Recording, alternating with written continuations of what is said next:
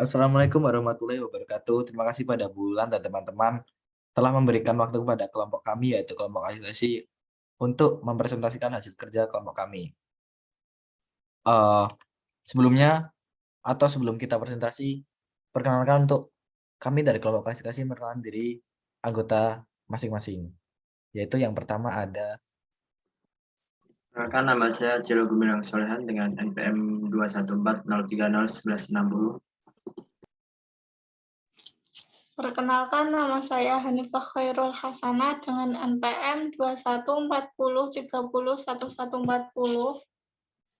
Perkenalkan, saya Kanesya Zahra dengan NPM 2140301142. Perkenalkan, nama saya Muhammad Irzak dengan NPM 21203011128. Perkenalkan, nama saya Eunis Karkitante, NPM 21403011152. Perkenalkan, saya Lutfi Madre Manuah, MPM 2120302127.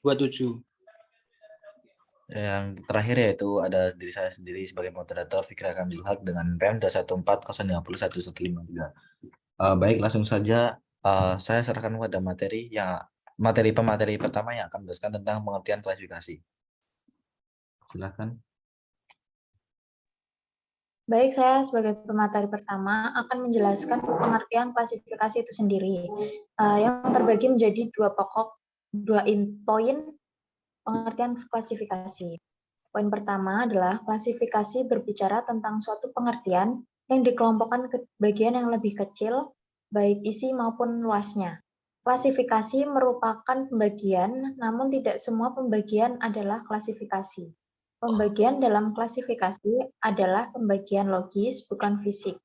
Jadi, klasifikasi adalah cara atau metode pengelompokan sejumlah hal yang lebih dikemas secara lebih kecil berdasarkan kriteria tertentu, sehingga dapat diketahui antara keseluruhan dan bagian-bagiannya. Fungsinya untuk mengerti tentang hakikat suatu benda dengan menempatkannya dalam satu konsep pengertian yang tertata. Poin kedua adalah pengertian klasifikasi adalah menggambarkan sesuatu yang dikelompokkan berdasarkan kelas atau kasta. Dalam jurnal berjudul Klasifikasi Online dan Google oleh Irma Devi Lestari, pengertian klasifikasi adalah kata serapan dari bahasa Belanda classificati, lalu kata classificati tersebut berasal dari bahasa Prancis yakni classification. Sebuah klasifikasi adalah akan selalu bersifat sistematis.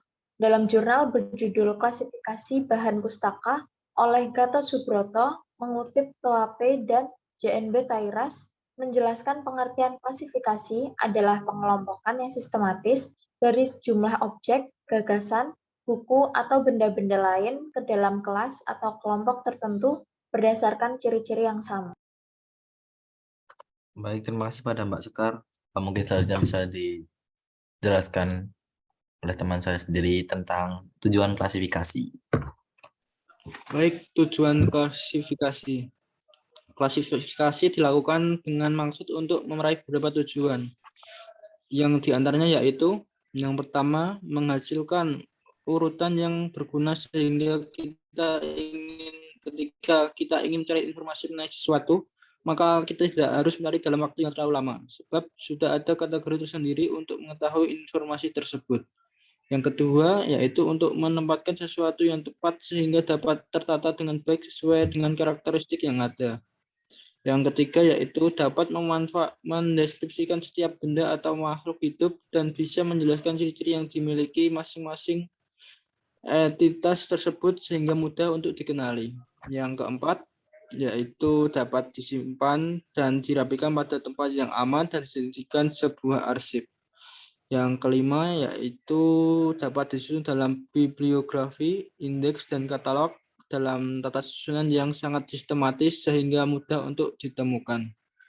Dan yang terakhir, yaitu agar dapat digunakan untuk bahan penelitian bagi para peneliti pada masa yang akan datang. Terima kasih Mas Ujo atas penyampaian materinya tentang tujuan klasifikasi. Sama-sama. Selanjutnya, macam-macam klasifikasi. Macam-macam klasifikasi. Klasifikasi terbagi menjadi dua, yaitu satu klasifikasi sederhana dan klasifikasi kompleks. Klasifikasi sederhana memiliki ciri yaitu subkelasnya ada dua. Contohnya pegawai. Pegawai dapat diklasifikasikan menjadi pegawai negeri dan pegawai swasta. Dan pemain bola terbagi menjadi dua, yaitu pemain bola inti dan pemain bola pengganti. Selanjutnya yaitu klasifikasi kompleks. Ciri klasifikasi kompleks adalah jumlah subkelasnya lebih dari dua. Contohnya mobil dibagi menjadi mobil keluarga, mobil sport, dan mobil barang. Dan benda dapat dibagi menjadi benda padat, benda cair, dan benda gas. Oh, terima kasih Mas Rizak atas penyampaian macam-macam klasifikasi. Dan selanjutnya mungkin bisa dibacakan oleh Mbak Nesya dan Mas Silo. Terima kasih atas waktunya. Yang pertama itu ada klasifikasi harus menyeluruh. Dalam prinsip klasifikasi ini adalah seluruh anggota gen harus tertampung dalam semua spesies tanpa ada satupun yang ketinggalan. Contohnya itu mengklasifikasikan makhluk hidup atas nama hewan atau manusia pasti tidak menyeluruh karena masih ada anggota gen yang tersisa yaitu makhluk hidup yang termasuk dalam spesies tumbuhan. Lalu yang kedua itu ada klasifikasi harus tegas memisahkan. Dalam klasifikasi ini, spesies dalam satu gen harus benar-benar terpisah. Jangan sampai ada satupun anggota gen yang tidak jelas penempatannya. Contohnya itu, apabila kelas penduduk Jakarta, kita klasifikasikan menjadi yang berusia dari 30 tahun dan yang berusia di bawah 40 tahun, maka orang-orang yang berusia antara 30 sampai 40 tahun dapat masuk pada kelas bawahan yang berusia di atas 30 tahun maupun di bawah 40 tahun. Selanjutnya akan dilanjutkan oleh rekan saya, yaitu Mas Celo. Baik, klasifikasi yang ketiga yaitu klasifikasi harus konsisten menggunakan dasar atau aspek yang sama. Sesuai dengan namanya, dalam klasifikasi ini kita tidak diperbolehkan menggunakan lebih dari satu prinsip. Karena dengan menggunakan lebih dari satu prinsip itu menunjukkan sikap yang tidak konsisten, yang mengakibatkan terjadinya tumpang tindih atau overlap, sehingga menghasilkan klasifikasi yang tidak tegas. Kemudian yang keempat, yaitu klasifikasi harus menanggapi. Maksudnya adalah dasar klasifikasi ditetapkan berdasarkan tujuan yang ingin dicapai. Misalnya, jika seorang kepala daerah ingin mengetahui jumlah warga yang kurang mampu, maka dia membuat daftar dengan klasifikasi berdasarkan kriteria itu.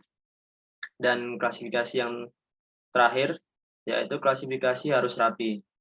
Maksudnya adalah pengklasifikasian harus dibuat rapi dan rinci, supaya bisa mencapai hasil yang memuaskan. Misalnya Gubernur Jakarta ingin mengetahui tempat asal warganya, maka klasifikasi akan dimulai dengan provinsi, kemudian kabupaten, dan seterusnya. Terima kasih Mas Silo dan Mbak Nesya. Selanjutnya atau yang terakhir bisa dipaparkan oleh Mbak Hanifah tentang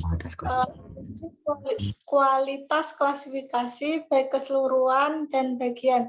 Dalam klasifikasi yang baik terdapat yang pertama, kelas yang diklasifikasikan, yang kedua, bagian-bagian yang menjadi bawaliannya atau sub-sub kelas.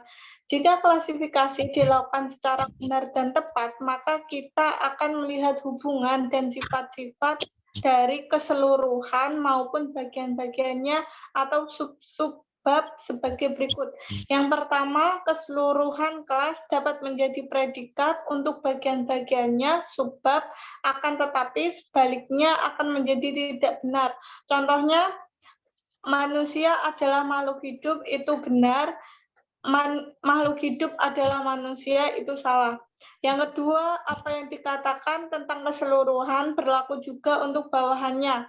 Contohnya, semua binatang buas itu pemakan daging, maka sifat pemakan daging itu berlaku juga untuk harimau, buaya, komodo, dan serigala, yang semuanya merupakan kelas bawahan dari binatang buas. Yang ketiga, kriteria yang jelas. Contohnya, pada saat kita akan membuat klasifikasi penduduk Indonesia menjadi Jawa dan non-Jawa, apakah orang Sunda, Betawi, dan Batak termasuk ke dalam Jawa ataupun non-Jawa. Karena itu kriterianya harus jelas dan tidak menimbulkan ambigu. Yang keempat, jangan membuat dikotomi yang keliru. Tujuan klasifikasi untuk memberikan gambaran dan pengertian yang tepat dan sebenarnya.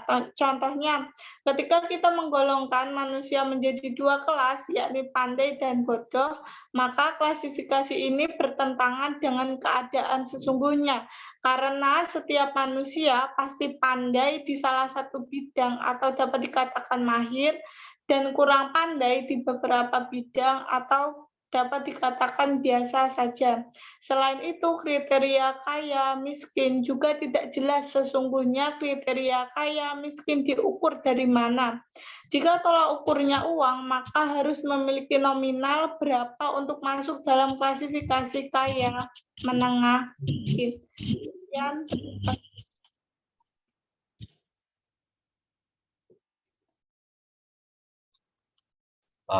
Terima kasih Mbak Hanifah atas pemaparan materi terakhir tentang kualitas klasifikasi. Terima kasih juga kepada teman-teman yang sudah meluangkan waktu pada malam hari ini untuk mempresentasikan hasil kerja kelompok dari kita sendiri yang mengenai tentang klasifikasi. Terima kasih juga kepada Bulan telah memberi waktu untuk berpresentasi kita. Sekian dari kelompok kami. Jika ada kurang atau kelebihan kata yang kurang berkenan, mohon maaf. Terima kasih. Wassalamualaikum warahmatullahi wabarakatuh. Waalaikumsalam.